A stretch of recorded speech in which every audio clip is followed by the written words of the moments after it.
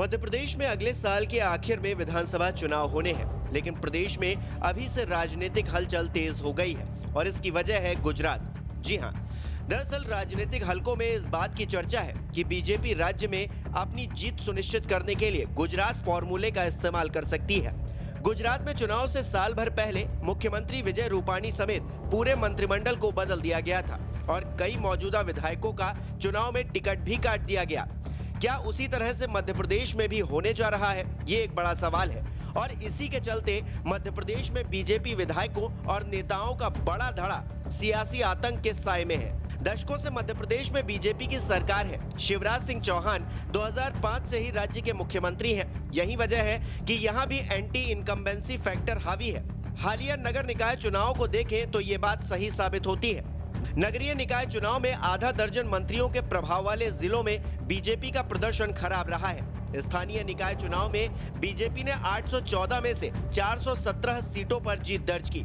Party की आंतरिक survey report में भी ये दावा किया गया कि कई मंत्रियों और विधायकों के इलाके में पार्टी की स्थिति अच्छी नहीं है। ऐसे में इन लोगों की उम्मीदवारी पर तलवार लटकने लगी है।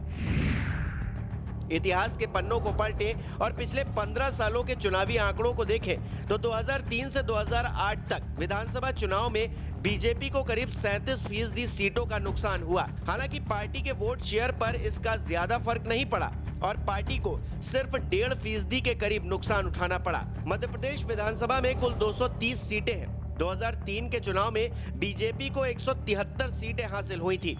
2003 में वोट शेयर 42.50% था, जो 2008 में घटकर 37.64% हो गया। 2008 में बीजेपी ने 143 सीटें जीती। हालांकि 2013 में बीजेपी ने 165 सीटें जीत ली।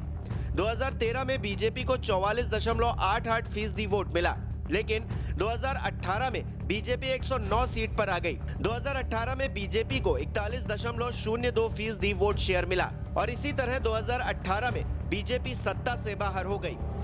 हालांकि सवा साल में ही कांग्रेस को हटाकर बीजेपी ने फिर से सत्ता हासिल कर ली और शिवराज सिंह चौहान चौथी बार राज्य के मुख्यमंत्री बन गए। लेकिन 2003 से 2018 तक पार्टी को लगभग 37% सीटों का नुकसान उठाना पड़ा।